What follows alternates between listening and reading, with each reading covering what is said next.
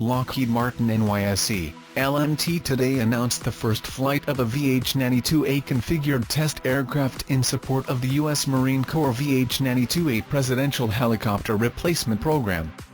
The July 28 flight signals the start of the 250-hour flight test program, which will take place at Lockheed Martin facilities in Owego, New York. The aircraft achieved its first flight, and later that same day completed a second flight at Sikorsky Aircraft in Stratford, Connecticut. Total flight time for the two sorties was 1 hour and included hover control checks, low-speed flight, and the pass of the airfield. This first flight of the VH-92A configured test aircraft is an important milestone for the program, said Spencer Elani, Director VH-92A program at Sikorsky. Having independently tested the aircraft's components and subsystems, we are now moving forward to begin full aircraft system qualification via the flight test program.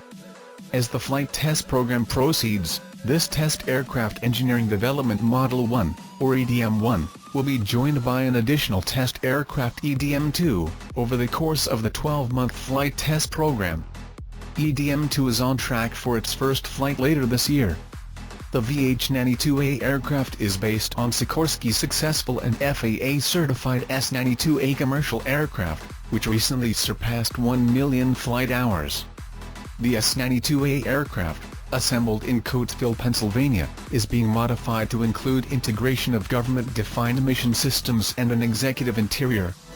With this successful first flight on the books, we look forward to completion of Sikorsky's flight test program, operational testing and production of this aircraft to support the Office of the President of the United States, said U.S. Marine Corps Colonel Robert Pridgeon, Program Manager for the Naval Air System Command's Presidential Helicopters Program Office.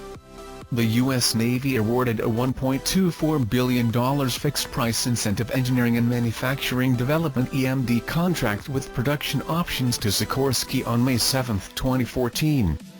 The EMD contract will produce a total of 6 aircraft, 2 test aircraft and 4 production aircraft.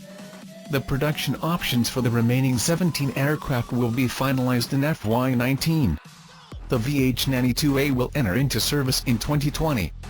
The VH-92A will transport the President and Vice President of the United States and other officials.